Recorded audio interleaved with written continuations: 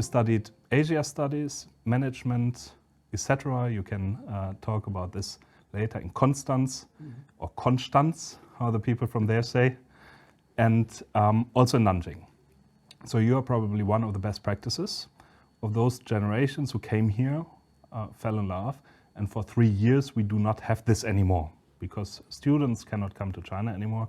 This might be one of the consequences, that less people have the opportunity to fall in love.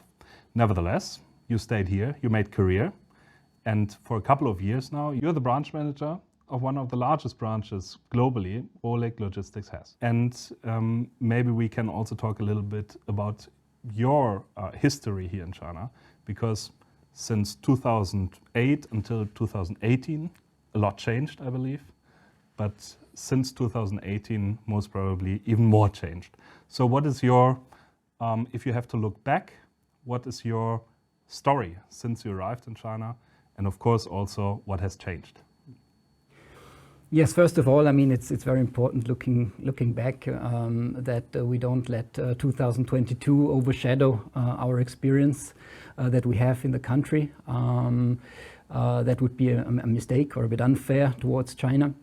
I myself, I mean, as you explained, I started actually pretty early in university to study Chinese. It was not something that I've always wanted to do or something. I just, it just sounded like a good idea at the time. It was a time in the early 2000s when China became more and more present in the media, and many companies were talking about this is where the future is. And so back then, when I was thinking about where to study, what to study, it sounded like a good idea. I mean, try something with China. I always wanted to move abroad. I was always good with languages. So for me, it was always clear, at least for some time, I would want to live abroad. I was in Germany during the summer, and people often ask me, how can you live under these circumstances? They really had a lot of mercy for me. Is it really so bad here? I know it, but maybe you can elaborate. I think 2020, 2021, it sometimes felt like we were living in a golden cage. Yeah. I also have to say, at times, I think there was also a little bit of Schadenfreude that came into. We could live a normal life, no masks anywhere. Schools were open, and we were hearing all those horror stories from the US and from Europe at the time. So we felt we were at the place. At a place where we could feel safer, actually. And at the same time, we always kept ourselves going with just a few more months, let's say just a few more months until everybody is vaccinated, and then they will open up. Just a few more months until after the Olympics, and then they will move up. But it never happened. So the first time it really started to be, let's say, more difficult for us was by end of 2021 and early 2022 with then the hard lockdown in Shanghai. That was really the first time we really felt that COVID was something that was dictating our life, and the measures that were implemented started to get more invasive, because before that, COVID didn't exist for us. Yes, and one more thing, you said that COVID really dominated your life here, but I believe also if we look back, we are in a crisis mode. Yeah. We are far away from being back to normal, but at least we can move more or less again. So what is the current situation in the logistics sector? From the very start, we had a lot of events happening, and every little like if we start with the black swan, and we had a lot of black ducklings that followed. Everyone affected the supply chain. So it started originally with a huge container imbalance. So yes. You simply don't have the containers where you need them. So you need to relocate them and so on. So the demand that is increasing, that drives up the rates. Could you explain that a little bit, like where this imbalance really came from? Everyone's talking about. It was very fascinating to watch it. Originally in February, March, after Chinese New Year 2020, China basically started or stopped any output. So nothing left China, yes. And When China started to ramp up their output again, that's when Europe and the US started to go into lockdowns. So China was pumping again a lot of containers into the US, into Europe, because there's always an imbalance, export and import, right? There's more cargo moving out than is moving in to China. So these containers, the empty equipment, need to come back. But the US and Europe were closing down. So everything that arrived wouldn't come back, not in the same amounts as they went out. So basically, especially the hinterlands in the US were like a black hole for containers. They just stayed where they were. Then that's where the trend of tiny houses come from. Exactly, yeah. and then you had the problem that China was pumping out cargo, was pumping out ships. Those ships arrived especially at the US. In the US ports, we had that problem that they could not handle the masses of cargo that was arriving. So ships started to jam, right? So you had hundreds of ships waiting. It started with Long Beach, but it was the same issue in all other ports in the US then. So containers, on average, were much longer on a ship than they normally are. And it's very fascinating to see how big that effect is then on the consumer, on the companies that need those containers. If it's just on average 5 days more than any container spends on the road, those 5 days, this container is not available. Yes, and it's serious, right? Absolutely. But do we still have problems with containers? With containers, it has improved, especially this year, I would say, second half of the year. What we have been observing the last 2-3 months especially is that actually the rates are softening. So that is good news for everybody who's shipping at the moment. Do you have numbers? I don't. In terms, I mean, the rates have decreased by 50-60% even. Okay, so we're still way above where we were before the crisis, but we are at a level that is much more agreeable to the pockets of the shippers. But so those who want to ship now on spot rates, they are very, very happy. But I'm not sure whether that is reason for joy in the long term, because it's more. You see the mechanisms at work on the market, because if the rates go down, that means in this case that the demand is softening. So it means there's less cargo, there's less need for transport. So the price drop is driven by lack of demand. Yes, so that is usually a sign. So we all hope that it's just a short-term development, but the fear is that, and I pretty much think that is what is happening, is that we're looking at an economic downturn. All statistical forecasts show that, at least, right? So it's more than a feeling. But you said like 50-60% down from the peak. Yeah. Okay. And do you think it will decrease further when global economy? At the moment, it looks like it still continues to decrease over the next couple of months. It will be interesting to see what the carriers, what the shipping lines will be doing, because in the end, if they want to keep the prices high, of course, how can they do it? Normally taking out capacity to artificially lower the capacity, meaning do blank sailings, taking ships out and so on, and rearranging their loops. So it's going to be interesting to see on what will happen over the next couple of months. I mean, normally this would be peak season now before Christmas, but we don't see real peak seasons happening anymore over the last 3 years. It was basically one continuous peak season, but it doesn't look like it's gonna go back up until Chinese New Year or something. Looking now at the next, let's say, 6 months, 1 year, 2 years, do you see that we can come back in the situation with logistics? We were in February, March, April, May in Shanghai. I mean, of course, if a whole city locks down again, but do you think that it became more stable, that people, or that the responsible people learn from it, how to keep logistics more stable? Because we must not forget that also China lost on reputation internationally as a reliant supplier due to the lacks we had in not only logistics but everything basically. Do you think this could happen again?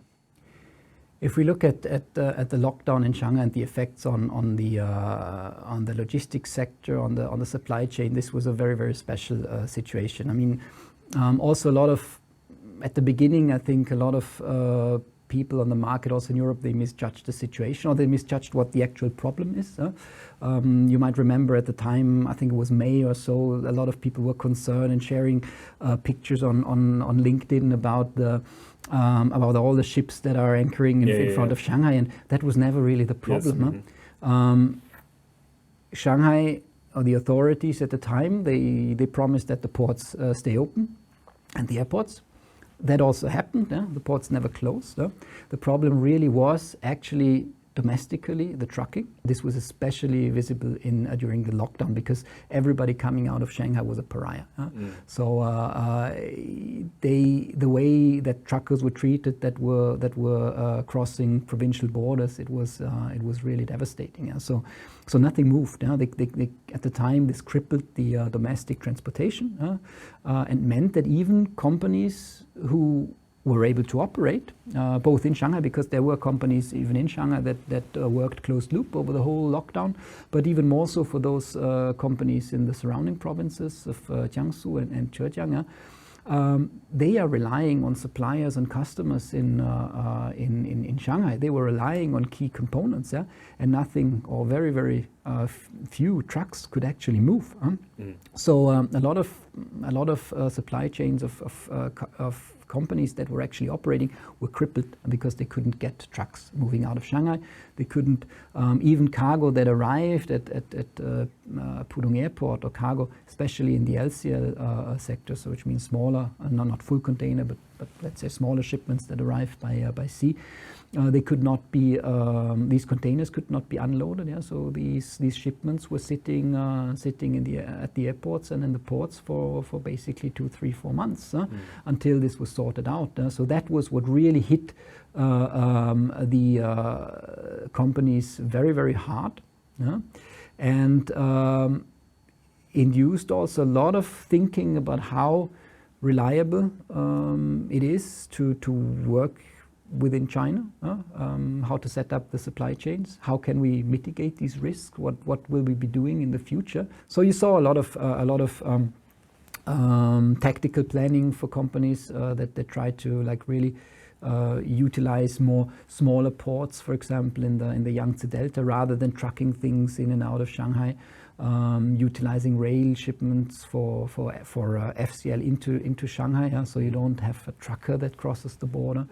So a lot of these kind of alternatives that were looked into. But overall, of course, it as you said, I mean, in Europe, in the US, the question about trust into the Chinese supply chain was raised continuously, because China was very reliable. There was a huge infrastructure. There was a well-oiled machine, so you could always trust that things would move. You don't have to worry about roads like in India or the infrastructure or the rail and so on. Things were always moving, and that is kind of a bit of a dent that China's reputation got over this year. So. What do you advise currently German companies, what they have to change in the logistics strategy now to become better or more resilient, more efficient?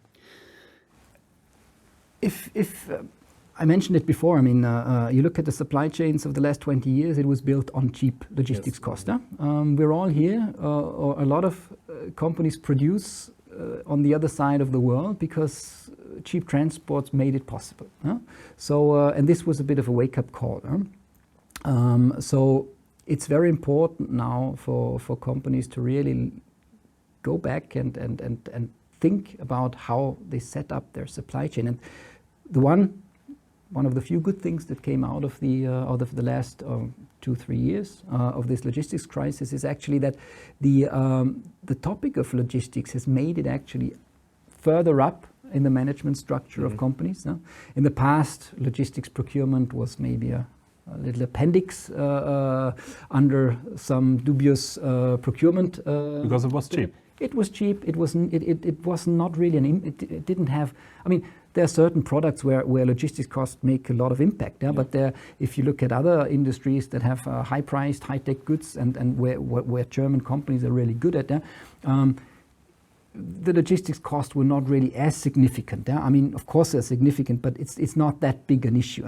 But now the prices were raised so significantly that the alarms rang in every boardroom, right?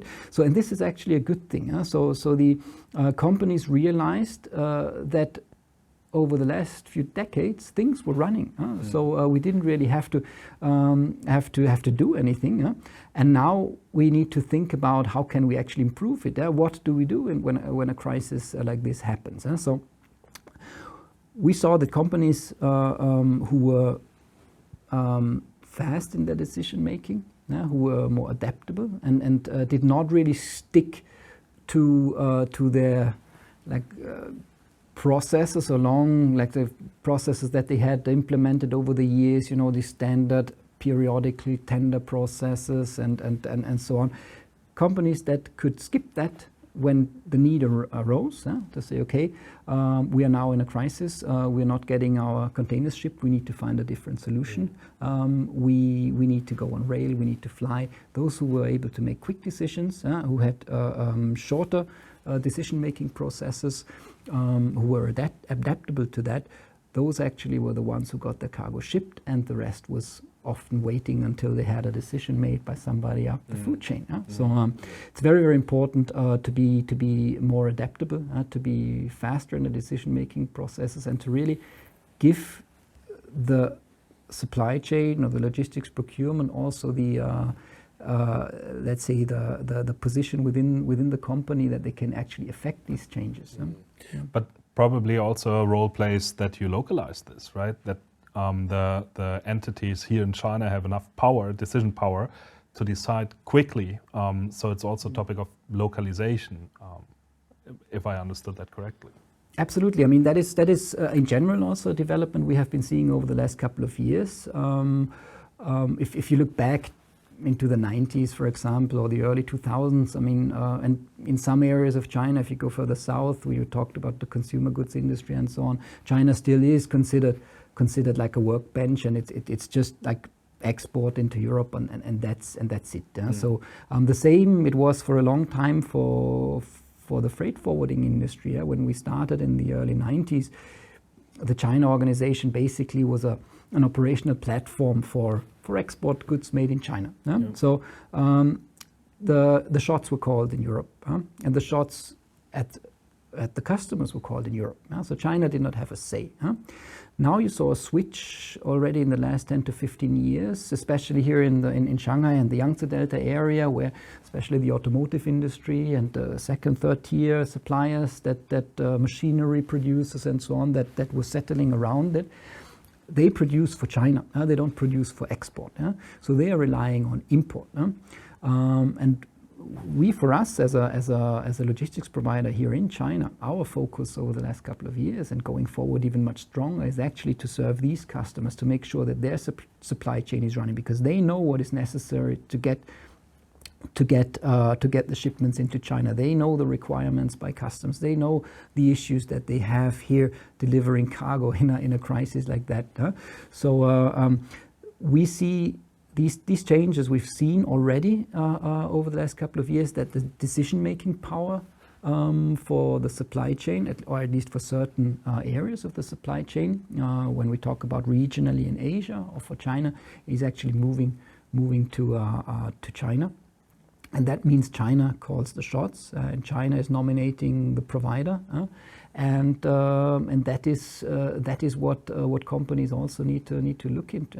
It cannot be that you have to wait 2-3 days for an answer from Germany. You need to handle it now. Then it's gone, and especially the competitors have decided already by then. We saw it. I mean, sea freight is probably not the right example, but if you look at air freight, if you look where things are really time critical, and where time critical in a way way that it makes a difference on whether you can make the decision at 9 o'clock Shanghai time and don't have to wait until 3 o'clock in the afternoon until Germany wakes up and somebody in central procurement is signing off on the quotation sheet that came in from a forwarder, right? So by that time, things should already been at least on the way to the airport, right?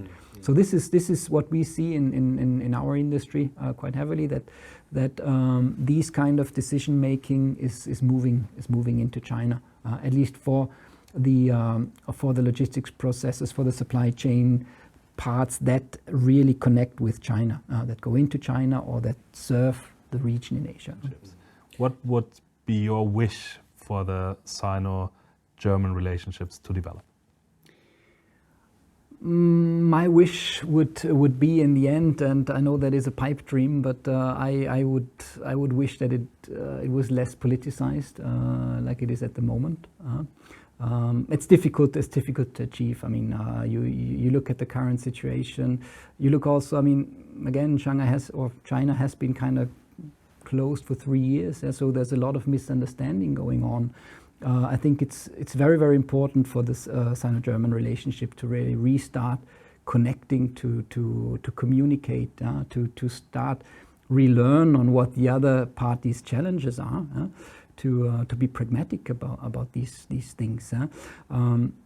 At the same time, I know this is very, very difficult because economic relations in the end are in a way heavily influenced by public opinion.